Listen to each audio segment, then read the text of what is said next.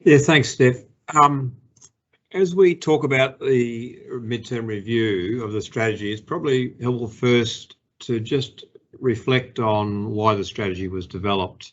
Back in 2015, we had an independent report on Queensland's biosecurity capability. And some of you will recall, I think it was Tom Compass, Ron Glanville and Rebecca, names skip me for a moment, that undertook that report, and it was a very insightful in relation to where we sat from a biosecurity risk point of view. The risk was rising and our operating environment was under increasing pressure from ever-reducing government budgets. Not that wasn't obviously, we weren't signalled out, it was just part of the operating environment.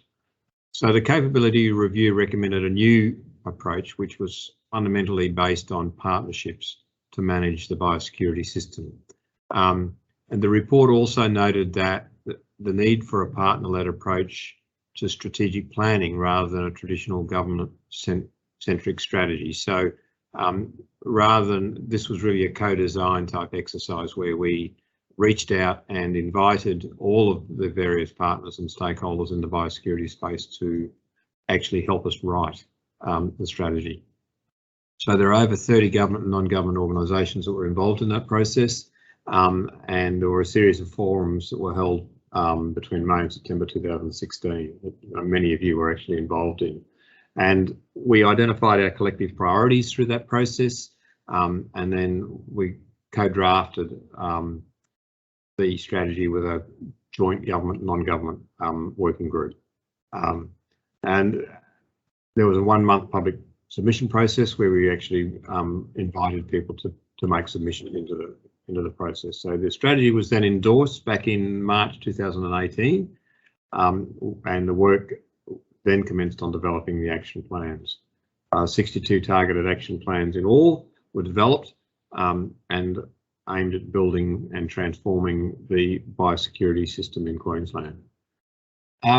Presentations and workshops through 2017 and 18 continued to prioritise and refine those action plans, and then of the 62 action plan projects, 32 have been completed. 4 were identified as not being viable and able to be completed, so we're discontinued, and then we've got another 26 that are still ongoing. So there's a is there a way, Steph, that people can view those list of projects at the moment? I will pop that out into the chat for you, Malcolm. Thank you very much. While many of the projects are completed, those benefits will continue on. So a lot of what was in the recommendations coming out of the review and was in the strategy was about building new capability, and so there's that upfront cost associated with putting some of those systems in place. And I guess Boris, our information management system, our registered biosecurity entities, some of those projects are very significant projects in the IT space. They had to be built. That was a big cost associated with that. Now they're built, there's an ongoing operating cost, some of which we recoup through the fee structures, etc. that we have. So this week's another opportunity for us, for all of the partners, to reflect on the success and the influence, the future direction of biosecurity arising from the formation and the implementation of the strategy. Our current operating environment is quite different to anything that we could have predicted in 2018. No one predicted COVID, or actually I shouldn't say that. There were several experts in the field that did predict something like COVID as a pandemic, but generally speaking, I don't think any of us did.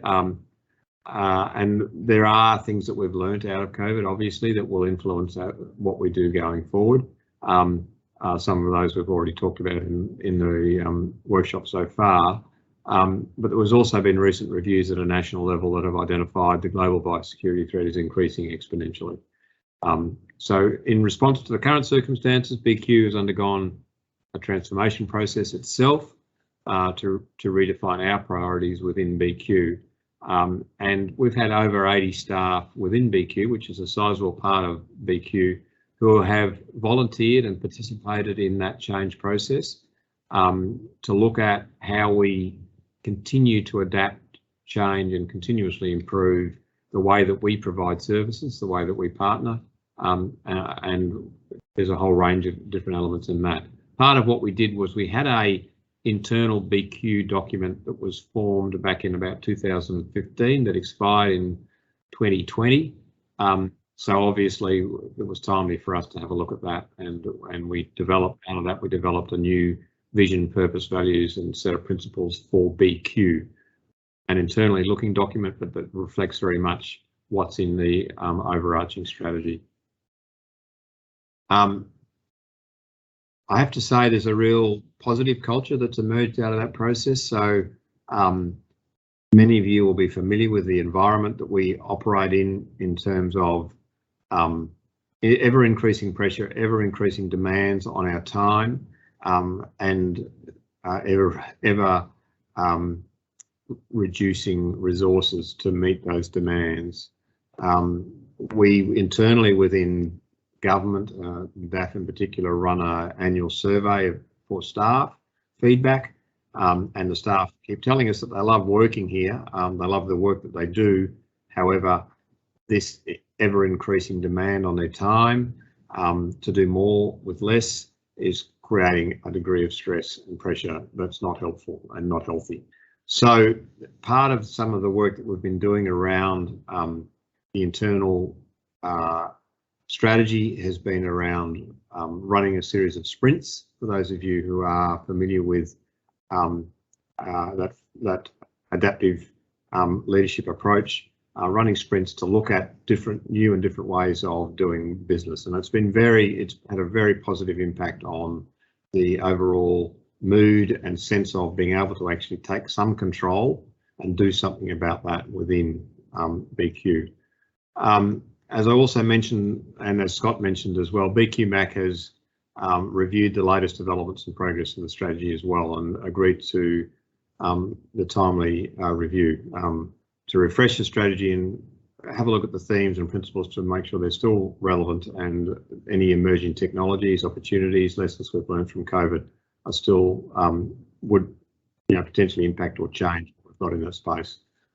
I'm going to hand back to Steph in a moment, but I just want to reflect once again on some of the points that Paul Kearney raised in what he talked about, and that was in terms of building and maintaining trust as being a key, and understanding that truly effective partnerships at every level are not simple or quick.